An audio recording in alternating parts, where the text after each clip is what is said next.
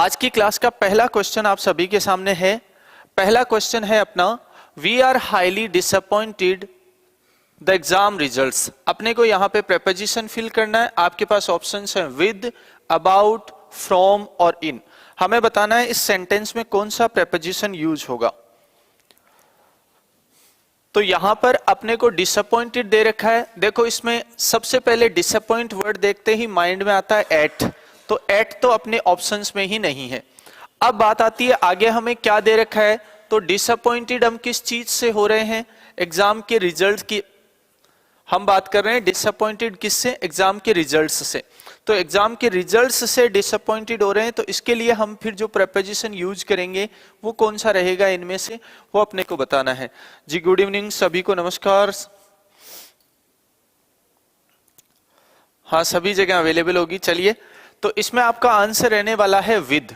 ठीक है, डिसअपॉइंट के साथ आप किसी चीज के ऊपर डिसअपॉइंट होते हैं तो एट भी आता है, और साथ ही किसी चीज से डिसअपॉइंटेड हैं आप, यानी वो चीज आपके डिसअपॉइंटमेंट का रीजन है, तो आप यूज करते हैं विद। ठीक है, तो अबाउट आपके पास ऑप्शन आएगा नहीं, फ्रॉम आएगा नहीं, एट इसमें दे नहीं रखा होता तो थोड़ा कंफ्यूजन होता, अदरवाइज अपना आंसर क्या रह गया, विद रह गया।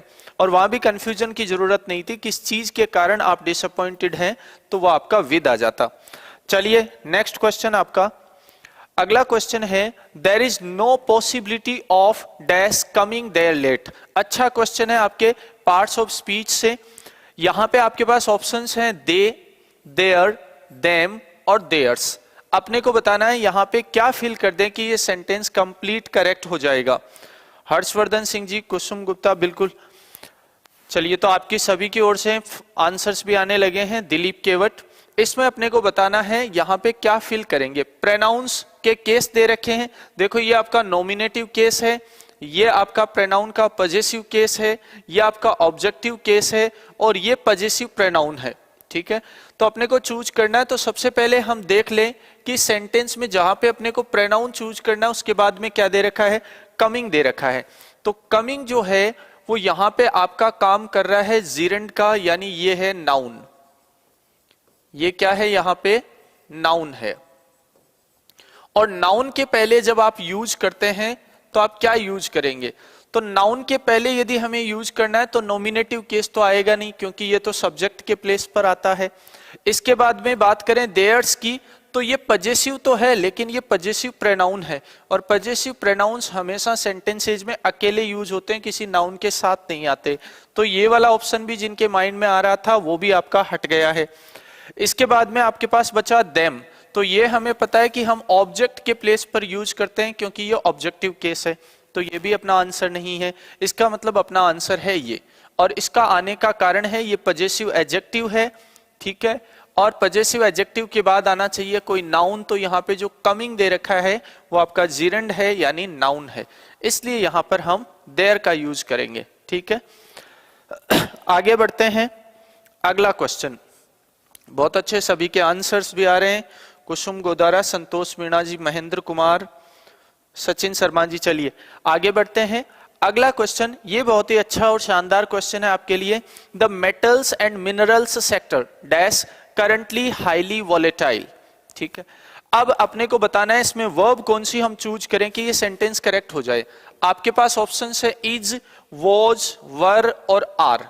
तो सबसे पहले अपने को जो वर्ड दे रखा है करंटली, इसी से पता चल जाता है कि बात प्रेजेंट की हो रही है, पास्ट की नहीं हो रही। तो पास्ट के दोनों ऑप्शंस हट गए, क्योंकि करंट की बात कर रहे हैं हम, तो करंट हो गया मतलब प्रेजेंट। तो अब आपके पास ऑप्शंस बचे इज या आर। अपने को बताना है इन दोनों में से कौन सा ऑप्शन यहाँ पे ठीक रहेगा, कौन सी वर्ब फिल कर दें कि ठीक रहेगा। तो इसका मतलब है यहाँ पे अपने को जानकारी चाहिए सब्जेक्ट की, और इस सेंटेंस में जो आपका सेक्टर है वो मेन सब्जेक्ट है। देखो इससे पहले जो द लगा है वो आपका डिटरमिनर हो गया। इसके बाद में minerals and metals and minerals है, वो इसको क्वालिफाई कर रहा है, इसका मतलब ये एडजेक्टिव हो गया, और ये आपका है नाउन। ठीक है, तो इसका मतलब है इसमें मेन सब्जेक्ट आपका कौन रहेगा, नाउन ही रहेगा, क्योंकि ये तो इसकी विशेषता बता रहा है और डिटरमिनर है वो इसको डिटरमिन कर रहा है। तो ये दोनों तो अपने सब्जेक्ट हो नहीं सकते, तो सेक्टर के अकॉर्डिंग अपने को वर्ब यूज करनी है। तो आपका कौन सा ऑप्शन ठीक हो जाएगा? सेक्टर सिंगुलर है इसलिए आर भी हट गया, आपका आंसर आ गया इज। ठीक, आपने पजेसिव पढ़े होंगे तो आपने पढ़ा होगा कि कुछ वर्ड्स ऐसे हैं जो कंपाउंड फॉर्म में लिखे जाते हैं बिना एपोस्ट्रोफी एस का या एपोस्ट्रोफी का यूज किए, तो ये उनमें से ही है। ये एक तरह से एडजेक्टिव का काम कर रहा है ना। हाँ, वो बात थोड़ी सी मैं अलग बोल दिया, ऐसे बोल देता है इसको sector of metals and minerals, तो भी बात वही होती। हम ऐसे भी बोल सकते हैं the metals and minerals sector. ठीक है, तो ये यहाँ पे एडजेक्टिव का काम कर रहा है, सॉरी पजेसिव का नहीं कर रहा है। आगे बढ़ते हैं, तो इसका आंसर आपका इज रहने वाला है। राजेश सैनी, सचिन डी भारद्वाज। आगे बढ़ जाते हैं अगले क्वेश्चन पे। अगला क्वेश्चन है अपना, ये आपके आर्टिकल वाले टॉपिक से है। He is dash rich man, he always goes by, और आगे अपने को एक व्हीकल नेम दे रखा है कार। ठीक है, आपके पास ऑप्शंस भी डबल दे रखे हैं इसमें। फर्स्ट वाले के लिए ए, सेकंड वाले के लिए द, फिर ए दे रखा है, दूसरे में कुछ नहीं है। यहां पे दोनों जगह द बताया जा रहा है और यहां पे द और ए। तो क्या फिल करें? तो सबसे पहले हम किस रिच मैन की बात कर रहे हैं, या हम यूं कह दें कि किस मैन की बात कर रहे हैं, वो तो हमारे लिए इंडेफिनिट है। हमने कहा he is a rich man, अब वो कौन से रिच मैन की बात हो रही है, कौन से मैन की बात हो रही है, वो तो हमें पता नहीं। इसका मतलब ये इंडेफिनिट है। आपका आर्टिकल जो लगेगा वो इसी के लिए लगेगा। रिच जो है वो इस नाउन से पहले आ गया आपका एडजेक्टिव। ठीक है, तो ये नाउन इंडेफिनिट है, इसके लिए आर्टिकल भी आपका इंडेफिनिट ही लगेगा। इंडेफिनिट आर्टिकल ए और एन है, तो देखो इन दोनों में फर्स्ट के लिए द दे रखा है, ये तो आपके ऑप्शंस हट गए, ये तो दोनों आने नहीं है। आना कोई फर्स्ट में इंडेफिनिट आर्टिकल ही है। अब दोनों में ए दे रखा है तो ये तो फिक्स हो गया कि यहां पे तो ए आ जाएगा। अब हम बात करें इसमें क्या आएगा, तो ही ऑलवेज गोज बाई कार। अब यहां पे क्या हमें कोई आर्टिकल लगाने की जरूरत है? तो बाई के बाद में जब भी आप किसी व्हीकल के नेम को ऐड करते हैं, यानी उसको मीडियम बनाते हैं किसी जगह पर पहुंचने का, तो आपको उस व्हीकल के नेम के पहले कोई आर्टिकल लगाने की जरूरत नहीं होती। इसका मतलब है आपके पास जो सेकंड वाला ऑप्शन है वो ठीक हो जाएगा, फर्स्ट वाला भी आपका हट गया। ऐसा नहीं है कि व्हीकल्स के नेम के पहले आर्टिकल लगता ही नहीं है, लेकिन ये वाली सिचुएशन जब भी आएगी तब आपको व्हीकल के नेम के पहले कोई आर्टिकल यूज नहीं करना। हाँ, आप चाहें तो यहाँ पे कोई पजेसिव एडजेक्टिव यूज कर सकते हैं, जैसे माई, योर, हिज, ये यहाँ पर लिखे जा सकते हैं, लेकिन आर्टिकल आप यहाँ पे यूज नहीं कर सकते। चलिए, जिनका आंसर ये वाला है बिल्कुल ठीक है उनका, महेश गौड़, दीक्षा खंडेलवाल। चलिए, तो सेकंड वाला जो ऑप्शन है ए और यहाँ पे कोई आर्टिकल नहीं, ये बिल्कुल ठीक हो जाएगा। नेक्स्ट क्वेश्चन, अगला क्वेश्चन है, my sister along with her 2 children dash arrived. तो अब अपने को बताना है इस सेंटेंस में कौन सी वर्ब फिल कर दें कि ये ठीक रहेगा। तो देखो, सबसे पहले तो यहाँ पे दे रखा है अराइव्ड, और इस सेंटेंस में सब्जेक्ट दे रखा है my sister along with her 2 children. ठीक है, तो एक बात तो हमें ये समझ में आती है कि ये जो वर्ब की दे रखी है कौन सी फॉर्म दे रखी है, थर्ड फॉर्म। अब थर्ड फॉर्म के साथ इज या आर, ये दोनों एक ही कंडीशन में आ सकते हैं जब सेंटेंस का पैसिव बना रखा हो, लेकिन यहां पे तो जो एक्शन को करने वाले हैं यानी जो डूअर हैं वो पहले दे रखा है। इसका मतलब ये पैसिव तो नहीं है, और पैसिव नहीं है तो ये दोनों ऑप्शंस तो आपके हट गए हैं। यदि ये पैसिव होता तो फिर इज आर एम के साथ भी हम कौन सी फॉर्म यूज कर लेते, थर्ड फॉर्म यूज कर लेते। तो ये थर्ड फॉर्म तो होगी नहीं, सॉरी इज आर एम का यूज तो होगा नहीं थर्ड फॉर्म के साथ यहाँ पे। अब अपने पास ऑप्शंस बचे हैं हैज और हैव, तो अपने को देखना है सब्जेक्ट कौन है।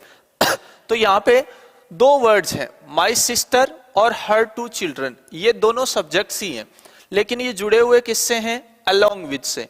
और ये आपने कहीं ना कहीं पे कॉन्सेप्ट पढ़ा है कि अलोंग विद, टुगेदर विद से, एज वेल एज से, जब आपके सब्जेक्ट्स कंबाइन होते हैं तो वर्ब का जो सब्जेक्ट है वो होता है आपका पहले वाला सब्जेक्ट। इसका मतलब आपका सब्जेक्ट है वो होगा माई सिस्टर, और इसी के अकॉर्डिंग आप वर्ब चूज करेंगे। तो ये आपका सिंगुलर है, और सिंगुलर वर्ब आपकी कौन सी आ गई, हैज आ गई। तो ये सेंटेंस बन जाएगा my sister along with her 2 children has arrived. ये आपका ठीक ऑप्शन हो जाएगा। जिनका आंसर हैज है वो बिल्कुल ठीक है, सूरजमल राणा जी है वो इसमें। हाँ, चलिए आगे बढ़ते हैं। अगला प्रश्न है आपका, ये आपका क्वेश्चन है वोकेब वाले सेक्शन से। Choose the appropriate synonyms for the word.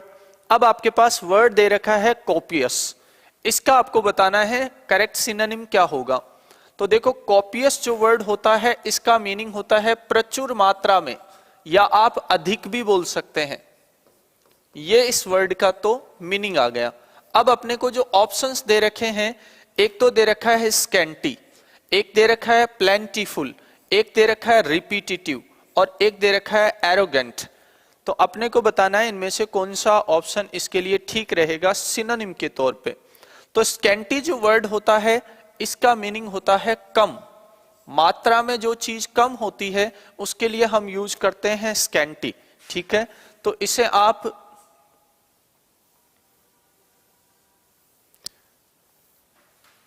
तो आप मान नहीं सकते सिनोनिम, क्योंकि ये तो इसका उल्टा हो गया।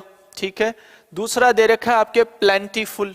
प्लेंटीफुल का मीनिंग ही होता है प्रचुर या फिर अधिक। इसके लिए और भी सिनोनिम्स आप यूज कर सकते हैं, जिनमें से एक बहुत अच्छा वर्ड है एम्पल। ये वाला वर्ड आप इसके लिए यूज कर सकते हैं। तो इसका मतलब फिर आपका आंसर भी यही हो गया, क्योंकि अपने को इसी का क्या चाहिए था सिनोनिम। रिपीटिटिव का मतलब हो गया बार बार जिसकी पुनरावृत्ति हो रही हो, और एरोगेंट का मीनिंग हो गया घमंडी, और घमंडी को हम कहते हैं ईगोइस्ट या फिर हॉटी।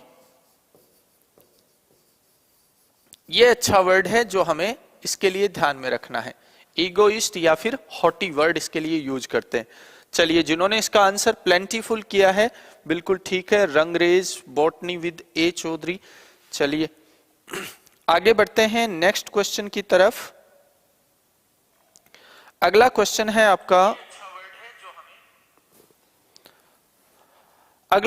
है आपका, यहां भी आपको सिनोनिम का ही क्वेश्चन दिया जा रहा है, और आपके पास वर्ड है क्योस, है ना, के आस भी बोलते हैं उसे, क्यास और क्योस भी बोलते हैं। ठीक है, तो क्योस जो वर्ड है इसका अपने को बताना है सिनोनिम क्या होगा। तो देखो, अपने पास जो क्योस वर्ड है इसका मीनिंग होता है अव्यवस्था। जब कहीं पे अफरा तफरी हो, अव्यवस्था हो, तो उस अव्यवस्था को हम बोलते हैं क्योस। आपके पास ऑप्शंस हैं फ्लमजी, ये अपने किसी टेस्ट सीरीज में आया हुआ वर्ड है। केनी दूसरा वर्ड है। इसके बाद में थर्ड वर्ड है आपके पास डिसऑर्डर, और नेक्स्ट है आपका क्रम्बल। तो फ्लमजी का मीनिंग तो सभी को पहले से जानकारी में होगा, पहले अपनी टेस्ट सीरीज में भी ये वर्ड आया हुआ है। इसका मीनिंग तो हो गया आपका कमजोर, सीधे शब्दों में कहें तो आप कह सकते हैं वीक। ठीक है, इसके बाद में सेकंड वर्ड आ रहा है आपका केनी। इसका मीनिंग होता है चतुर या चालाक, धूर्त भी इसे बोलते हैं, चतुर चालाक। इसके लिए आप नियरेस्ट मीनिंग कन्वे करने के लिए एक तो वर्ड यूज कर सकते हैं कनिंग, कनिंग के साथ ही आपके पास वर्ड है क्लेवर। दो अच्छे वर्ड हैं, एक तो एस्ट्यूट और एक वर्ड है आपके पास श्रूड। ये दोनों भी बहुत अच्छे वर्ड हैं, इसके लिए आप सिनोनिम के तौर पे यूज कर सकते हैं। इसके बाद में अगला आता है डिसऑर्डर। डिसऑर्डर का ही मीनिंग होता है आपका अव्यवस्था, और इसके और सिनोनिम्स की बात करें तो आप इसे अप्रोर बोल सकते हैं। अप्रोर का मीनिंग भी अव्यवस्था होता है। आप इसे ट्यूमल्ट बोल सकते हैं, आप इसे टर्मोइल बोल सकते हैं, डिसऑर्डर बोल सकते हैं, कंफ्यूजन बोल सकते हैं। ये सारे वर्ड इसके सिनोनिम्स के तौर पे आप यूज करते हैं। इसका मतलब आपका आंसर आ गया डिसऑर्डर। टेलीग्राम चैनल इसी नाम से है जिस नाम से कभी कोई कमेंट आता है, इंग्लिश बाय लक्ष्मण नाम से। अब आपका आ गया क्रम्बल। क्रम्बल का मीनिंग होता है टुकड़े टुकड़े करना, है ना, टुकड़े करना, तोड़ना, ये इसका मीनिंग हो गया क्रम्बल का। ठीक है, तो आपका आंसर आ गया इसमें डिसऑर्डर। नेक्स्ट क्वेश्चन, अगला क्वेश्चन है आपको correct figure of speech choose करना है।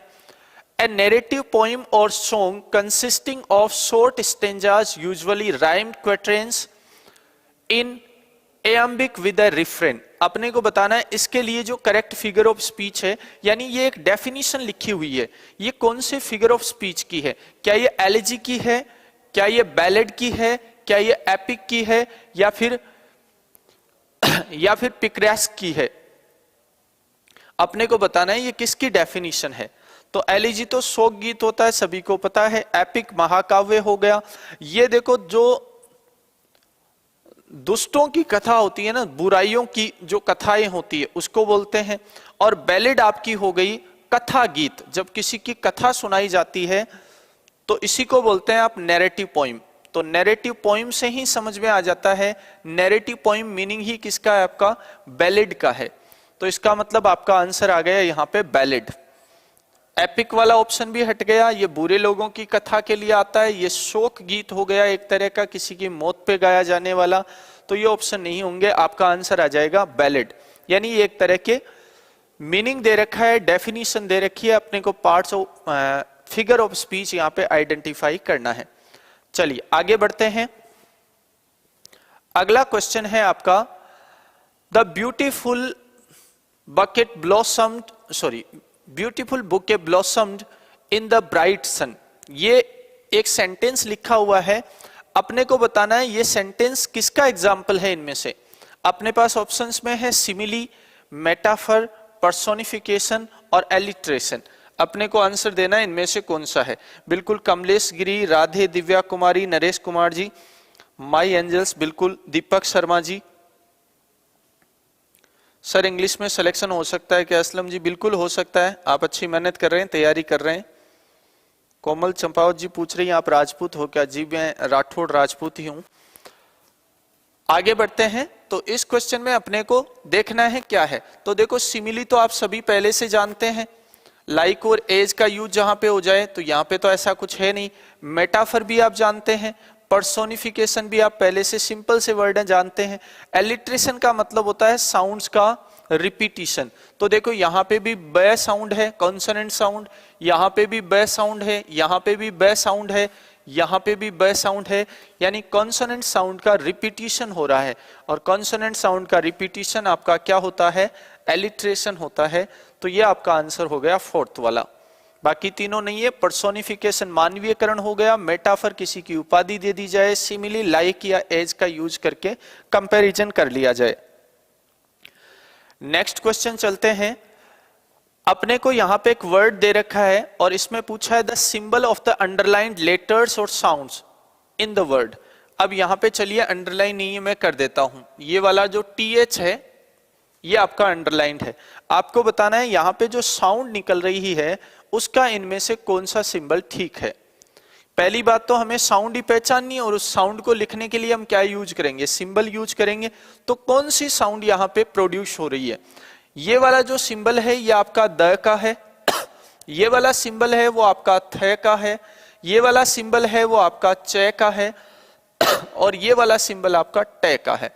तो अब आपको बताना है फर्स्ट साउंड इस वर्ड में कौन सा है। बहुत अच्छे सभी के आंसर्स। संतोष मीना जी, राहुल पटेल जी। चलिए इसमें आप सभी का आंसर दे रखा है। कुछ ने कहा है थ, कुछ ने कहा है द। देखो ये जो वर्ड है ध्यान से पढ़े तो इसमें लास्ट में टी नहीं है, तो थॉट तो इसे नहीं पढ़ सकते। ये वर्ड होता है दो, है ना। द ए उ भी पढ़ते हैं और द ओ उ भी पढ़ते हैं, दोनों ही तरीके से ये ठीक है प्रोनाउंसिएशन। तो ये दो वर्ड होता है और दो में पहला जो साउंड है TH का जो साउंड है वो कौन सा है? द है। तो इसका मतलब है जो द वाला सिंबल है वो आपका ठीक हो जाएगा। ये जो साउंड यहाँ पे प्रोड्यूस हो रही है TH की वो द की है, ठीक है। थॉट नहीं है यहाँ पे, थॉट होता तो फिर हम आंसर ये वाला कर देते थे। चलिए आगे बढ़ते हैं। हाँ द वाली ध्वनि है। फिर से एक बार आपको जानकारी के लिए स्काई एजुकेयर एप्लीकेशन पे टेस्ट सीरीज और कोर्सेज 3rd ग्रेड के अवेलेबल है। यहाँ से आप लेकर परचेज करके इनका बेनिफिट ले सकते हैं। किसी भी टाइप की इंक्वायरी के लिए ये जो नंबर दे रखा है इन पे आप कॉल कर सकते हैं किसी भी समय, यहाँ से आप और जानकारियां ले सकते हैं। चलिए आगे बढ़ जाते हैं। Pick out the correct phonetic transcription of the word zoo. बहुत ही सिंपल वर्ड है, छोटा सा इसका आपको करेक्ट फोनेटिक ट्रांसक्रिप्शन बताना है। तो देखो इसको जब पढ़ते हैं तो पहला जो साउंड आता है वो इस जय का आता है जिसके नीचे पॉइंट हो, है ना। और इसके लिए अपन जो सिंबल यूज करते हैं, जो साउंड का सिंबल यूज करेंगे वो करेंगे जेड। तो ऐसा किस में दे रखा है, इस ऑप्शन में नहीं है। इस तरह से जो है ये आपको पहले भी बताया था, ये आपका ये का सिंबल है, ये साउंड का। तो ये वाला तो ऑप्शन हट गया। अब इसमें बात करें तो जय, ये ऊ का सिंबल है, ये ए का सिंबल है, तो ये तो जुए बन गया, ये भी ऑप्शन नहीं हो सकता। इसमें आप चेक करें तो हम पढ़ते ही क्या है, जू पढ़ते हैं। बड़े ऊ का जो सिंबल है वो इस तरह से हो जाएगा, तो दोनों को मिला दें तो बन गया जू। इसका मतलब ये वाला जो ऑप्शन है ये आपका ठीक है, जू। बिल्कुल सिंपल सा ही वर्ड है। आगे बढ़ते हैं। नेक्स्ट क्वेश्चन है आपका speech sounds are classified into. Speech sounds आप सभी ने पढ़ी है, फोनेटिक्स वाला जो टॉपिक है उसी में से है। स्पीच साउंड्स में हाँ जू बिल्कुल ठीक है सभी का। आगे अपना जो क्वेश्चन है ये है स्पीच साउंड्स, इनको क्लासिफाई किया जा सकता है यानी डिवाइड किया जा सकता है कौन से भागों में, वो पार्ट अपने को बताने हैं। तो देखो सबसे पहले बात आ रही है प्लोसिव्स और फ्रिकेटिव।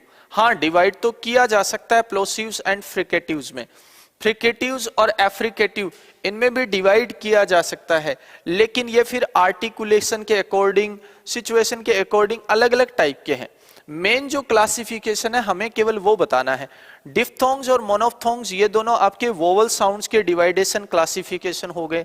इसका मतलब स्पीच साउंड्स को सबसे पहले जब आप डिवाइड करते हैं तो ये वाला ऑप्शन आता है आपके पास।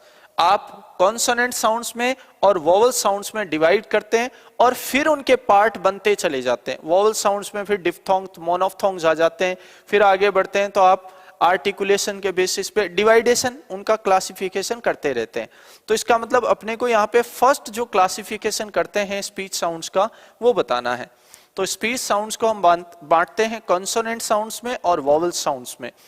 कॉन्सोनेंट साउंड्स जो आपके पास हैं वो 24 है और वोवल साउंड्स कितनी है आपके पास 20, और टोटल स्पीच साउंड्स कितनी हो गई आपके पास 44। इंग्लिश में 26 लेटर्स हैं और 44 साउंड्स हैं जिनका क्लासिफिकेशन इस तरीके से हो जाता है। फिर 20 को हम डिवाइड कर देते हैं 8 और 12 में, यानी pure vowel sounds and double vowel sounds में, यानी डिफ्थोंग्स और जो मोनोफ्थोंग्स है ये क्लासिफिकेशन आगे आ जाता है। फिर आगे इनको अलग अलग बेसिस पे डिवाइड करते हैं तो ये वाले ऑप्शंस आपके पास आ जाते हैं। चलिए बिल्कुल क्लियर हो गई ये बात, आगे बढ़ते हैं। अगला क्वेश्चन है fill in the blank with suitable modal. अपने को यहाँ पे मॉडल चूज करना है। आपको जो सेंटेंस दे रखा है वो है the seat is vacant, you dash sit here. यहां पे अगला कहना ये चाह रहा है कि सीट खाली है, आप यहां बैठ, आगे हम खुद कंप्लीट करेंगे तो इसका मतलब है आप यहां बैठ सकते हैं। ये वाला सेंटेंस बनता है, सीट खाली है आप यहां बैठ सकते हैं। इसका मतलब है अगला जो भी पर्सन ये सेंटेंस बोल रहा है वो किसी को बैठने की परमिशन दे रहा है। तो एक बात तो तय हो गई, इस सेंटेंस में यहां पे जो भाव है वो किसका है, परमिशन का है। इस सेंटेंस में यहां पे परमिशन है। अब दूसरी बात पे चले, मॉडल कौन सा चूज करें। तो देखो सबसे पहले माइट का यूज आप परमिशन के लिए कर तो सकते हैं, लेकिन परमिशन केवल लेने के लिए कर सकते हैं और वो भी विद हेजिटेशन, यानी हेजिटेशन के साथ जो परमिशन लेते हैं उसके लिए माइट और कुड दोनों मॉडल्स आते हैं। इसके बाद में बात करें सेल की, तो सेल का यूज भी आप परमिशन लेने के लिए कर सकते हैं, है ना। जैसे हम किसी चीज को लिखना स्टार्ट करते हैं तो हम पूछ लेते हैं सेल वी स्टार्ट, क्या हम शुरू करें, तो यहां भी आप परमिशन ले सकते हैं, ठीक है। लेकिन वो जो परमिशन होती है वो जनरल परमिशन होती है, केवल फर्स्ट पर्सन सब्जेक्ट्स के साथ परमिशन लेने के लिए आप सेल लगाते हैं। फिर आ जाता है मे, ठीक है। तो देखो दो तरह की परमिशन होती है। मे जो बताता है वो आपकी फॉर्मल परमिशन होती है। कौन सी परमिशन, फॉर्मल परमिशन। और इसके ठीक नीचे दे रखा है आपका कैन जो बताता है वो आपकी इनफॉर्मल परमिशन है। चाहे परमिशन हमें लेनी हो चाहे परमिशन देनी हो, लेने और देने दोनों के लिए हम दोनों मॉडल्स यूज करते हैं, मे भी और कैन भी। लेकिन फॉर्मल परमिशन का क्या मतलब होता है, यदि समझ में आता है तो फॉर्मल परमिशन का मतलब होता है ऐसी परमिशन जिसको रियल में देने की या लेने की जरूरत ही नहीं है।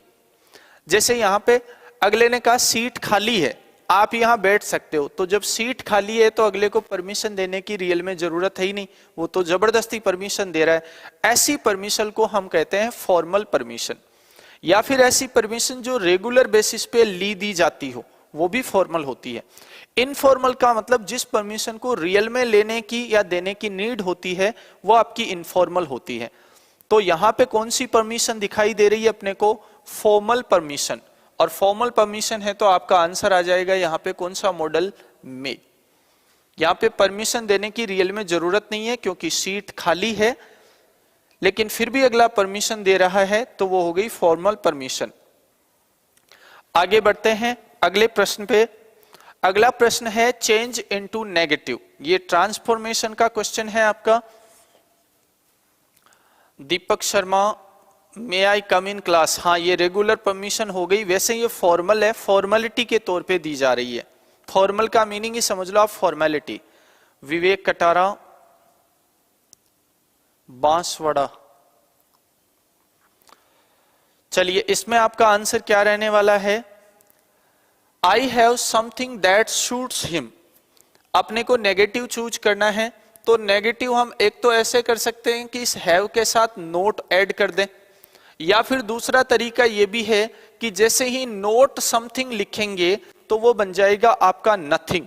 तो अपने पास दो ऑप्शंस हो सकते हैं, एक तो हैव के साथ आप नोट लिख दें, और दूसरा नोट के साथ समथिंग जोड़ते ही वो बन जाता है नथिंग। तो देखो, इसमें और इसमें आपका नथिंग है, तो ये वाला ऑप्शन तो सीधा सीधा हट गया।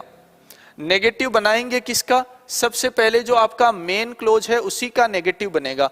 देखो, ये वाला जो क्लोज है ये आपका सबऑर्डिनेट क्लोज है, तो पहले नेगेटिव आपको इसी का बनाना है।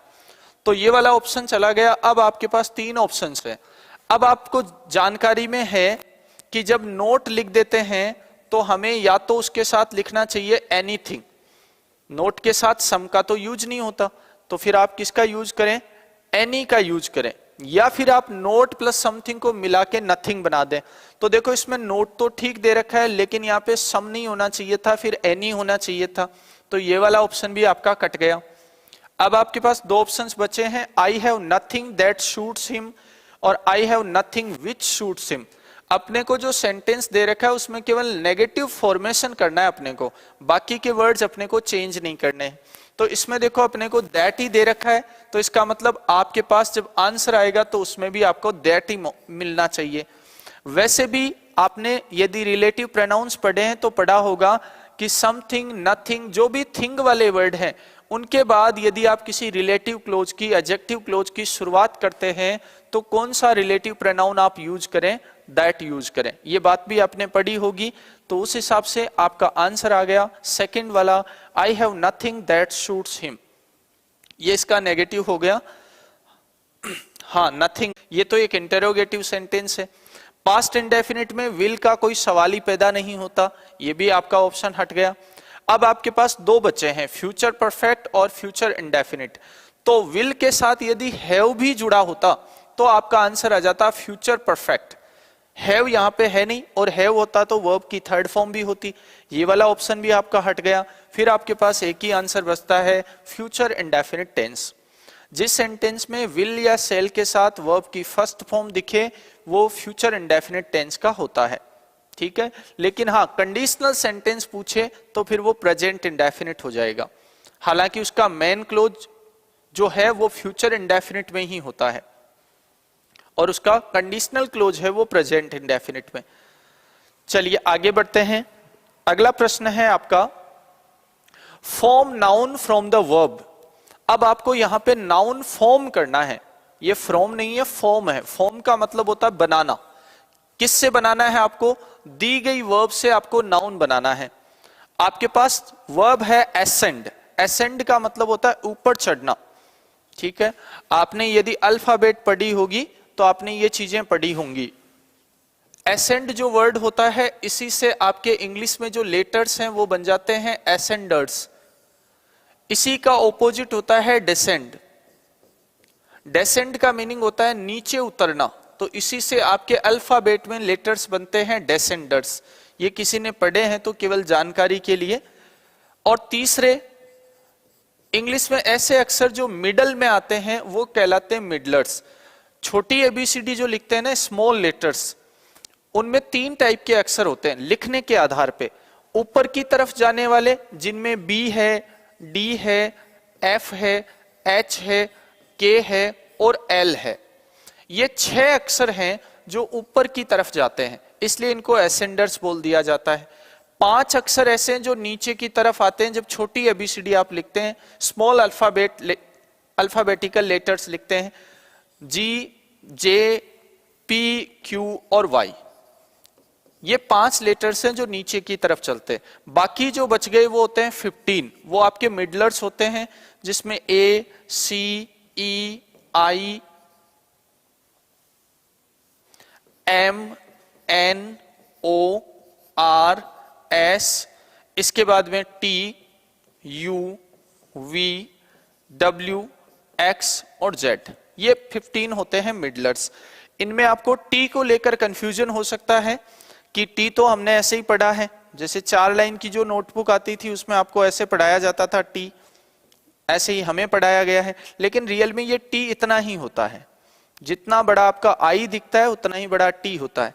आप बुक्स में भी यदि नोटिस करेंगे तो टी एच से थोड़ा सा साइज में छोटा है।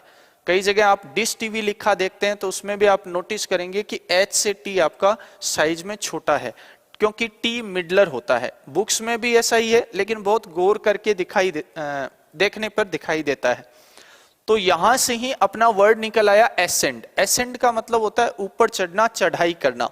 ठीक है, आपको बताना है इससे नाउन क्या बनेगा। क्या इससे एसेंडेशन बनेगा? नहीं, ऐसा तो कोई नाउन नहीं बनता। क्या इससे एसेंडमेंट बनेगा? नहीं, ये भी आपका नाउन नहीं बन सकता। इसके बाद में आपके पास वर्ड है एसेंडिड। एसेंडिड इसी की सेकंड फॉर्म की तरह यूज होने वाला वर्ड है, सेकंड फॉर्म ही हो गई, तो फिर ये भी ऑप्शन नहीं है। इसका जो नाउन बनता है वो बनता है एसेंड। केवल डी के प्लेस पर आप टी कर देते हैं तो ये वर्ब से नाउन बन जाते हैं, दोनों ही वर्ड एसेंड और डेसेंड। डी के प्लेस पर टी करते ही ये नाउन बन जाते हैं। ठीक है, ये ध्यान में रखेंगे। इसका मतलब होता है चढ़ाई, ये चढ़ना और उसका मीनिंग हो गया चढ़ाई। आगे बढ़ जाते हैं, तो ये भी बहुत इंपॉर्टेंट बात है अल्फाबेट से रिलेटेड, क्योंकि आप कल छोटे बच्चों को पढ़ाएंगे, टीचर बनेंगे, तो सबसे पहले यही जानकारियां, माइनर चीजें आपको ध्यान में होनी चाहिए। आगे बढ़िए, अगला प्रश्न है आपका वन वर्ड से, वन वर्ड सब्स्टिट्यूशन से आपको ग्रुप ऑफ वर्ड्स के लिए वन वर्ड चूज करना है। One who makes an official examination of accounts, आपको बताना है इसके लिए कौन सा एक वन वर्ड ठीक रहेगा। जीत यादव जी भरतपुर, दिनेश कुमार जी, दीपक शर्मा जी, आपको बताना है ये जो है इसमें वन वर्ड क्या रहेगा। क्या ये अकाउंटेंट रहेगा? देखो यहाँ पे अकाउंट्स का जो ऑफिशियली एग्जामिनेशन करने वाला है, यानी एक तरह से ऑडिट करने वाला जो पर्सन है, वो क्या होगा? तो वो अकाउंटेंट तो नहीं होगा, क्लर्क भी नहीं होगा, ऑफिशियल अधिकारी को बोलते हैं। इसका मतलब आपका आंसर हो जाएगा ऑडिटर। इसको बोलते हैं लेखा परीक्षक, इसका हिंदी मीनिंग होता है लेखा परीक्षक, यानी अकाउंट्स को एग्जामिन करने वाला। ठीक है, वो होता है आपका ऑडिटर। तो वन वर्ड इसके लिए ठीक रहेगा ऑडिटर। अच्छा वन वर्ड है, आप ध्यान में भी रखें इसको, क्योंकि आप अकाउंटेंट और ऑडिटर में कंफ्यूज रहते हैं। अगले प्रश्न पे चलते हैं। अगला प्रश्न भी आपके वन वर्ड से है और ये बिल्कुल सुना हुआ होगा लगभग सभी का। A person who has no money to pay off his debts. ठीक है, इसमें बी साइलेंट रहता है, तो इसका मतलब है एक ऐसा व्यक्ति जिसको ऋण चुकाना है और ऋण चुकाने के लिए उसके पास पैसे नहीं है। इसका मतलब वो कंगाल है, दिवालिया है। अब अपने पास ऑप्शंस जो हैं वो है इनसॉल्वेंट, पुअर, डेस्टिट्यूट और पॉपर। ठीक है, हालांकि पॉपर भी मिलता जुलता वर्ड है। निवेदिता यादव, तो आपको बताना है इसमें कौन सा आंसर ठीक रहेगा। दिनेश कुमार जी कह रहे हैं 18th वाले में ए आंसर हो जाएगा। तो देखो पुअर और डेस्टिट्यूट ये तो दोनों एक ही वर्ड के लिए है। पुअर का मीनिंग भी गरीब होता है और डेस्टिट्यूट का मीनिंग भी गरीब ही होता है, ठीक है, ये तो दोनों सेम मीनिंग दे रहे हैं। अच्छा, पोपट जो वर्ड होता है इसका मीनिंग होता है एक तरह से जो पूरी तरह कंगाल हो गया, जिसके पास कुछ नहीं है। लेकिन इसमें यहाँ पे वो व्यक्ति जो ऋण चुका पाने में असमर्थ है, तो उसके लिए हम यूज करते हैं इनसॉल्वेंट, या फिर कई बार ऑप्शंस में दे दिया जाता है bankrupt.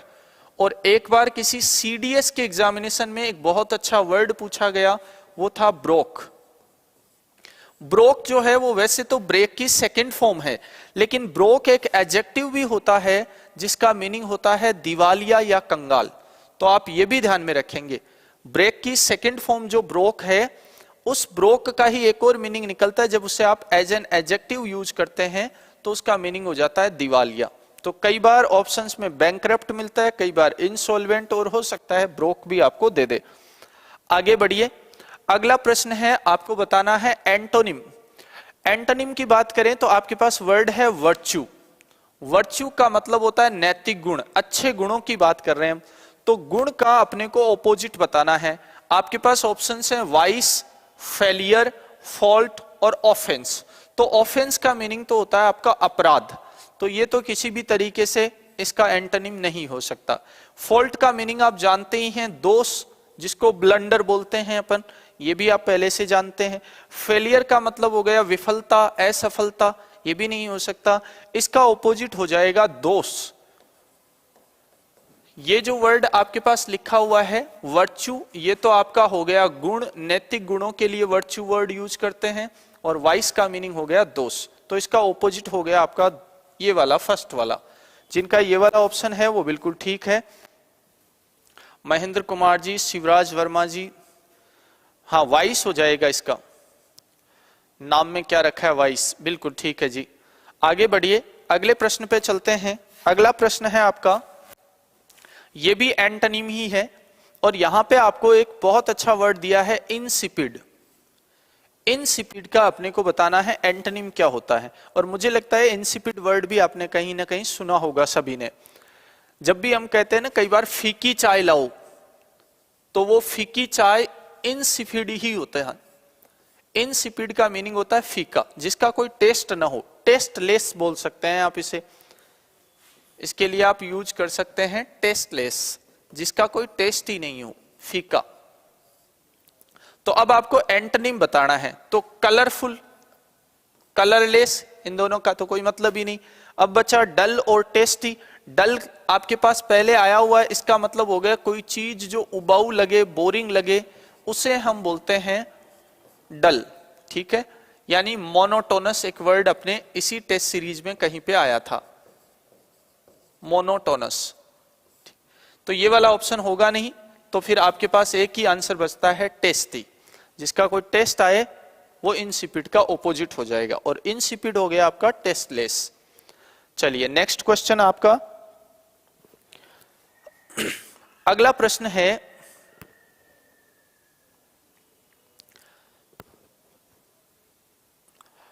On the spur of the moment. ये वाला जो है ईडियम फ्रेज में से है, और आपको इसका मीनिंग बताना है। इसका मीनिंग क्या हो जाएगा, तो देखो, to act at once, to ride a horse in a race, to act deliberately, और to act at the appointed time. On the spur of the moment, on the spur का मीनिंग समझो एट वंस, और moment का मतलब जब कोई घटना घटित हो रही हो। इसका मीनिंग आप समझते हैं अचानक, सडनली। तो अब आपको ऑप्शन चूज करना है, इनमें से कौन सा ऑप्शन इसके लिए ठीक रहेगा। ओपी गेमिंग विद आरव, चलिए आपको चूज करना है इसका कौन सा वर्ड ठीक रहेगा। तो देखो, to ride a horse in race, घोड़े की सवारी करना रेस में, इसका तो कोई मतलब ही नहीं है इस मीनिंग से। इसके बाद में हम बात करें टू एक्ट डेलिब्रेटली, इसका मतलब होता है जानबूझ के एक्ट करना। ये भी बहुत अच्छा वर्ड है डेलिब्रेटली। अपने इसी टेस्ट सीरीज की श्रृंखला में ये भी वर्ड कहीं पे आया था, नोइंगली, कॉन्शियसली, मतलब जानबूझ के कोई चीज करना। अगला है to act at the appointed time, पहले से निर्धारित समय के ऊपर कोई काम करना, ये भी आपका ऑप्शन नहीं है। अचानक के लिए का मतलब ही है एट वंस, यानी तुरंत कोई काम करना। तो इसका मीनिंग हो गया to act at once, on the spur of the moment. अगले प्रश्न पे चले। अगला प्रश्न है आपका एक्टिव पैसिव वाले पार्ट से। यहां पे आपको एक सेंटेंस दे रखा है, ये एक्टिव वॉइस में है और इसको आपको चेंज करना है पैसिव वॉइस में। He wants me to read the Ramayana. He wants me to read the Ramayana, अपने को बनाना है इसका पैसिव। तो सबसे पहले तो ये किस स्ट्रक्चर पर बेस्ड है, गलत कर दिया, प्रिया सिकर प्रणाम, प्रणाम जी। इसमें देखो कौन सा स्ट्रक्चर है, सबसे पहले अपने को सब्जेक्ट दे रखा है, इसके बाद में आपकी मेन वर्ब आ गई, इसके बाद में आपका ऑब्जेक्ट आ गया। अब ऑब्जेक्ट के बाद में आप एक और मेन वर्ब देख रहे हैं, इसको हम बोलते हैं इन्फिनेटिव, और इसके पहले टू भी लगा है तो ये हो गया फुल इन्फिनेटिव। इन्फिनेटिव एक वर्ब है और इस वर्ब का ऑब्जेक्ट है ये वाला। और आपको मैंने ये स्ट्रक्चर पढ़ाया था, बताया था इसी टेस्ट सीरीज के दौरान कि जब आपको इस टाइप का स्ट्रक्चर दे रखा हो, सब्जेक्ट हो, मेन वर्ब हो, उसके बाद में ऑब्जेक्ट हो, उसके बाद में आपको दे दे फुल इन्फिनेटिव, और फुल इन्फिनेटिव के बाद उस फुल इन्फिनेटिव का ऑब्जेक्ट, तो ऐसी कंडीशन में आगे और भी वर्ड्स हो सकते हैं, ऐसी कंडीशन में आपको पैसिव बनाना होता है केवल इस वाले पार्ट का, यानी ऑब्जेक्ट इन्फिनेटिव ऑब्जेक्ट, इसका आपको पैसिव बनाना है, बाकी आपका सेम रह जाएगा। तो इस सिचुएशन में हम देखें तो ही वांट्स का तो ही वांट्स ही रह जाएगा। ये वाला ऑप्शन भी ठीक है, ये वाला भी ठीक है आपका, ये वाला भी ठीक है और ये वाला भी ठीक है, यहां तक तो सभी ठीक है। अब इसके बाद में अपने को पहले लाना है ऑब्जेक्ट। ऑब्जेक्ट कौन सा लाना है, ये वाला ऑब्जेक्ट अब पहले ले जाना है। अब आप ये समझ लें, अब आप ये समझ लें कि केवल इसी का पैसिव बनाना है। तो ये सब्जेक्ट है आपके लिए, ये आपकी मेन वर्ब है और ये ऑब्जेक्ट है, इसमें ऐसे मान लें। तो इसका मतलब आपका ऑब्जेक्ट है रामायण, तो सबसे पहले आना चाहिए था द रामायण, ही वांट्स के बाद। तो देखो ऐसा कौन से ऑप्शंस में, इसमें नहीं है, इसमें नहीं है, ये दो आपके हट गए। अब आपके पास ऐसा दो में है, द रामायण, द रामायण। आगे बढ़ते हैं, ऑब्जेक्ट के बाद में आपको इन्फिनेटिव है, उसी को पैसिव में बदलना है। तो टू फर्स्ट फॉर्म को हम पैसिव में बदलेंगे तो to be plus third form हो जाएगा। अब ऐसा किसमें दे रखा है, इसमें तो दे रखा है, लेकिन इसमें नहीं दे रखा, तो ये ऑप्शन भी आपका हट गया। तो ये वाला आपका आंसर ठीक है। तो रामायण पहले आ गया, फिर हम वर्ब को ले आए, लास्ट में हमें बाई प्लस सब्जेक्ट चाहिए होता है, तो ये वाला जो ऑब्जेक्ट था वो अब आपका यहां पर पीछे आ जाएगा। तो ये मी जो है यहां से उठ के कहां जाएगा, लास्ट में। तो ये वाला सेंटेंस इसका ठीक पैसिव बन रहा है। सर एलडीसी हाई कोर्ट के लिए ये क्लास है क्या? बिल्कुल, हाई कोर्ट वालों के भी एक्टिव पैसिव हैं, आर्टिकल्स हैं, नरेशन है, ये सारी चीजें हैं, तो आपके लिए भी बेनिफिशियल है। सभी के लिए जितने भी कॉम्पिटिटिव एग्जाम्स हैं सभी में लगभग ग्रामेटिकल सिलेबस है वो सेम सा ही रहता है, कोई ज्यादा डिफरेंट नहीं रहता। आगे बढ़ते हैं, अगला प्रश्न है आपका, पीपल सा हिम वर्किंग। इस सेंटेंस का भी आपको बनाना है पैसिव, क्योंकि यहां पे जो एक्टिव वर्ब दे रखी है तो इसका मतलब ये वाला एक्टिव है, आपको इसको पैसिव में चेंज करना है। तो सबसे पहले आप देख लें कौन सब्जेक्ट है, कौन मेन वर्ब है, कौन ऑब्जेक्ट है। तो इसमें आप देखोगे ये वाला मेन वर्ब हो गया आपका, ये वाला वर्ड ऑब्जेक्ट हो गया। अब ये ऑब्जेक्ट के बाद में वर्किंग और दे रखा है, तो ये रियल में यहाँ पे कॉम्प्लीमेंट का ही काम कर रहा है। भाई वर्क कौन करेगा, वही पर्सन करेगा, तो इसका मतलब उसी के लिए ये कॉम्प्लीमेंट के तौर पे वर्ड दे रखा है। और आईएनजी फॉर्म है तो नाउन भी है, ये आपका सब्जेक्ट है। अब आप पैसिव बना लो। पैसिव बनाते हो तो आपको पहले क्या चाहिए, ऑब्जेक्ट। ऑब्जेक्ट ही है, सभी में दे रखा है, ठीक है। ऑब्जेक्ट के बाद में आपको पैसिव बनाने के लिए चाहिए होती है हेल्पिंग वर्ब। इसमें देखो हेल्पिंग वर्ब है नहीं, तो आप फिर मेन वर्ब को देखिए कौन सी फॉर्म है, सेकंड फॉर्म है सी की। तो सेकंड फॉर्म आने पर आप यूज करते हैं वोज या वर, तो ही के साथ आप सभी जगह लगा रहे हैं वोज, ये भी बिल्कुल ठीक है। हेल्पिंग वर्ब के बाद में आपको चाहिए होती है वर्ब की थर्ड फॉर्म, तो सी की थर्ड फॉर्म सीन हो जाती है। तो देखो इस ऑप्शन में है, इस ऑप्शन में है, इस ऑप्शन में, इसमें नहीं है, तो ये तो हट गया आपका। वोज वर के साथ बीइंग कब लगता है, जब आपको वहां पे आईएनजी फॉर्म दे रखी होती तब लग जाता, तो वो फर्स्ट वाला चला गया। अब आगे बढ़िए, वर्ब की थर्ड फॉर्म के बाद में आपको क्या चाहिए, तो पहले आपको ये बचा हुआ कॉम्प्लीमेंट लिखना पड़ेगा। तो देखो इसमें लिख रखा है, इसमें भी लिख रखा है लेकिन टू बी लगाकर, ऐसा हमें नहीं लिखना है। इसमें भी टू लगा के इसकी फॉर्म ही चेंज कर दी, तो फिर आपके पास एक ही ऑप्शन ठीक है, ही वॉज सीन वर्किंग। और बाई पीपल अपने को लिखने की नीड नहीं है क्योंकि ये अनइम्पोर्टेंट है। बिल्कुल, चलिए बिल्कुल सभी के ठीक आंसर्स हैं। He was seen working, JK. सबल ठीक है। आगे बढ़ते हैं। अगला प्रश्न है आपका टीचिंग मेथड से, प्रिंसिपल्स से। Which principle of teaching English creates a zeal to learn something new in language. इसका मतलब कौन सा टीचिंग प्रिंसिपल ऐसा है जो लैंग्वेज में नया सीखने के लिए एक तरह से उत्साहित करता है, उत्साह पैदा कर देता है। कौन सा इनमें से प्रिंसिपल है? तो प्रिंसिपल ऑफ प्रॉपर ऑर्डर। इसमें तो अपनी चीजों को प्रॉपर ऑर्डर में, यानी स्किल्स को प्रॉपर ऑर्डर में करना होता है। ये वाला तो आपका नहीं होगा। अपने जो स्किल्स हैं लैंग्वेज के, उनको प्रॉपर ऑर्डर में अपने को फॉलो करना होता है। प्रिंसिपल ऑफ हैबिट फॉर्मेशन, ये हैबिट को लेकर है। प्रिंसिपल ऑफ मोटिवेशन, हाँ ये पॉसिबल है। हमें मोटिवेशन जब मिलता है तो हम लैंग्वेज में नई चीजें सीखने के लिए प्रेरित होते हैं। और यहाँ पे दे रखा है प्रिंसिपल ऑफ सिलेक्शन, तो ये एक टीचर के लिए है जो सब्जेक्ट मटेरियल को सेलेक्ट करता है, तो वो सिलेक्शन का है। तो फिर आपके पास बिल्कुल सटीक सा आंसर है द प्रिंसिपल ऑफ मोटिवेशन। चलिए आगे बढ़ जाते हैं। अगला प्रश्न है the grammar translation method pays less attention to. इसका मतलब है ग्रामर ट्रांसलेशन मेथड जो है वो इनमें से किसकी ओर सबसे कम ध्यान देने के लिए जाना जाता है? ग्रामर की ओर सबसे कम ध्यान दिया जाता है ग्रामर ट्रांसलेशन मेथड में, या ट्रांसलेशन की तरफ, या मदर टंग की तरफ, या प्रोनंसिएशन की तरफ? तो देखो ग्रामर और ट्रांसलेशन ये तो दोनों इसके नेम में ही है, तो इसका मतलब इन पे तो फोकस होता ही है। और ग्रामर ट्रांसलेशन मेथड में सिखाने के लिए आप किस लैंग्वेज का यूज करते हैं? तो आप मदर टंग का यूज करते हैं। ग्रामर ट्रांसलेशन मेथड का यूज करके जब आप टीचिंग करवाते हैं तो आपको मदर टंग यूज में लेनी होती है। इसका मतलब प्रोनंसिएशन पे इसमें ध्यान नहीं जाता, प्रोनंसिएशन पे कोई जोर नहीं दिया जाता, केवल ग्रामर पे, ट्रांसलेशन पे और मदर टंग में चीजें पढ़ाई जाती है। तो आपके पास फिर आंसर आ गया ये वाला।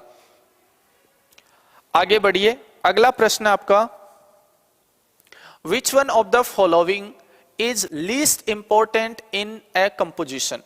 यानी आप किसी चीज को कंपोज कर रहे हैं, लिख रहे हैं, तो इनमें से सबसे कम महत्वपूर्ण कौन सी चीज है? सबसे कम महत्वपूर्ण लिखने में कौन सी चीज सबसे कम महत्वपूर्ण है?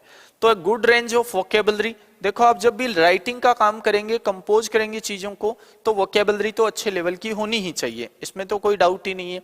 वेल स्ट्रक्चर्ड सेंटेंस, ये भी ठीक है। यदि आप कंपोजिशन में कुछ भी कंपोज कर रहे हैं तो आपके सेंटेंसेज हैं वो बिल्कुल स्ट्रक्चर वाइज होने चाहिए, ग्रामेटिकली बिल्कुल ठीक होने चाहिए।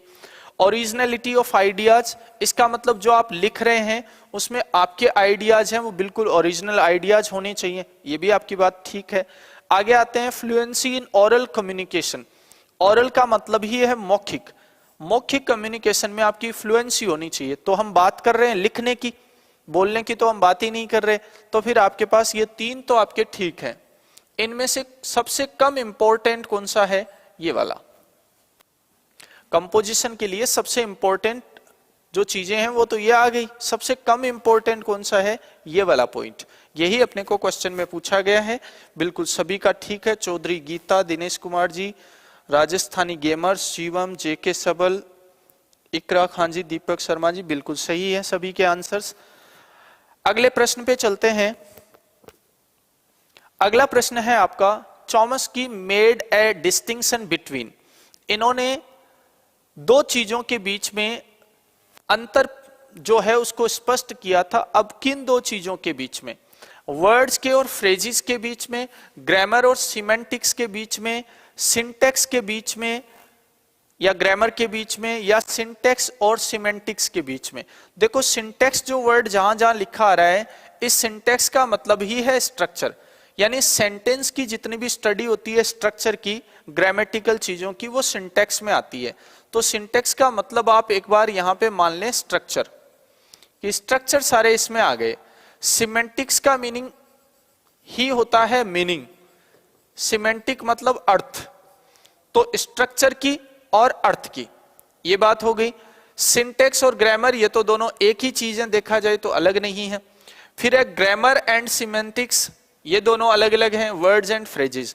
तो इनमें से इन्होंने किसके बीच में अंतर को स्पष्ट किया था? तो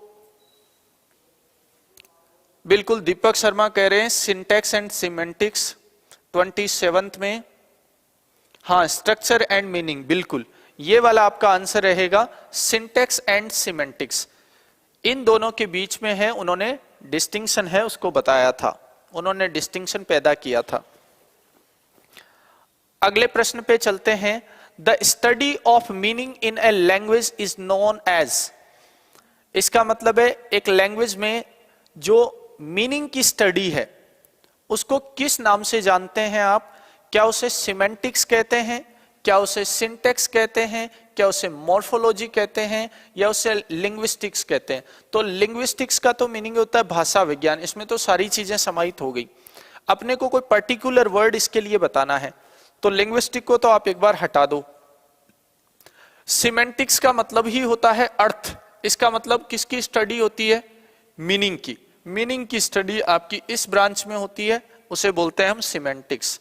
अर्थ की स्टडी को सिमेंटिक्स बोलते हैं, और सेंटेंस के स्ट्रक्चर्स की स्टडी को आप क्या बोल देते हैं? सिंटेक्स। या यूं भी कह सकते हैं the study of grammatical rules to form sentences, वो आपका सिंटेक्स है। आगे बढ़ते हैं, बिल्कुल सभी के ठीक आंसर्स हैं।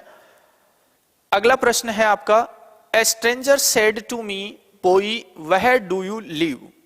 इस सेंटेंस को अपने को इनडायरेक्ट में चेंज करना है, क्योंकि जैसा दिखाई दे रहा है ये डायरेक्ट स्पीच में है। अब इसका इनडायरेक्ट क्या होगा? तो सबसे पहले तो हम इस सेंटेंस को आइडेंटिफाई कर लें, ये सेंटेंस कैसा है? तो ये दिख रहा है अपने को कैसा सेंटेंस? इंटेरोगेटिव। यदि ये इंटेरोगेटिव है तो सेड टू के प्लेस पर अपने को क्या लिखना होगा? आस्क्ड। तो ये वाला तो सभी में ठीक दे रखा है। आगे बढ़िए, तो आपका ऑब्जेक्ट है मी, ये भी होना चाहिए सभी में, बिल्कुल ठीक है। अब अपने को ये जो बोई वर्ड है, ये बोई अगले ने बोला ही किसको है? मी को ही तो बोला है, तो इसको फिर वापस लिखने की जरूरत नहीं है, इसको हटा दीजिए। अब आपको चाहिए कंजंक्शन, तो कंजंक्शन WH वर्ड है, यही लग जाएगा। तो देखो इसमें है, इसमें है, इसमें नहीं है, तो ये ऑप्शन आपका हट गया। इसमें भी आपका कंजंक्शन है। कंजंक्शन के बाद आपको चाहिए होता है सबसे पहले सब्जेक्ट। कंजंक्शन के बाद जब इंटेरोगेटिव सेंटेंस का इनडायरेक्ट बनाते हैं तो आपको पहले चाहिए सब्जेक्ट, फिर वर्ब, और उसके बाद में अदर वर्ड्स। तो अब सब्जेक्ट चाहिए, सब्जेक्ट यू है, सेकंड पर्सन है, तो ये आपका ऑब्जेक्ट से बदल जाएगा, तो मी से चेंज होगा, तो आपका आंसर रहेगा आई। तो देखो इसमें वेयर के बाद आई है, लेकिन इसमें नहीं है, तो ये वाला ऑप्शन भी आपका हट गया, इसका मतलब ये गलत है। इसमें भी आई है। अब सब्जेक्ट के बाद में आपको चाहिए वर्ब। वर्ब यदि आप यहां से ढूंढना शुरू करें तो इसमें दे रखा है डू, और डू जब भी इंटेरोगेटिव में आएगा तो आप डू या डज जो भी आता है उसको तो रिमूव कर देते हैं और उसके प्लेस पर चेंज करते हैं मेन वर्ब में। मेन वर्ब की आप कौन सी फॉर्म बना देते हैं? सेकंड फॉर्म बना देते हैं। तो देखो सेकंड फॉर्म इसमें दे रखी है, इसमें नहीं दे रखी, ये भी हट गया। आपके पास आंसर आ गया ये वाला, a stranger asked me where I lived. इसमें बोई वर्ड है, वो कंफ्यूज करता है, लेकिन वो हट जाएगा। बहुत अच्छे। Himani Joshi, only one request, try to make video on 70 questions. बिल्कुल, अब जो नेक्स्ट क्लास होगी आपकी वो 70 क्वेश्चंस की ही होगी, और अच्छी क्लास रखेंगे, अच्छे क्वेश्चंस रखेंगे, बिल्कुल एग्जाम ओरिएंटेड।